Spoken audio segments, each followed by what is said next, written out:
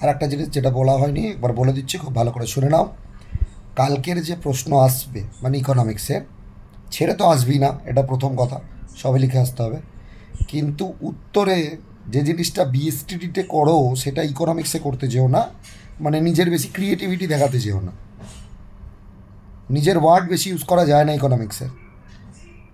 তোমাদেরকে বইয়ের যে টেকনিক্যাল ল্যাঙ্গুয়েজ আছে সেগুলোকে ইউজ করতে হবে, তবে তুমি মার্কস পাবে, নাহলে কিন্তু পাবে না।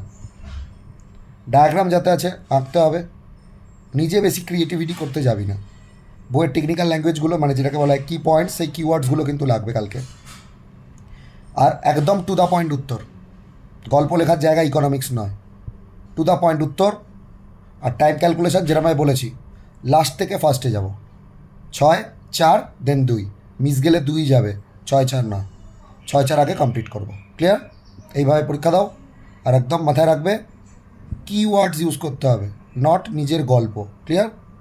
আশা করছি পরীক্ষা সবার ভালো হবে, খুব ভালো করে পড়ে যাও। Tata, good night.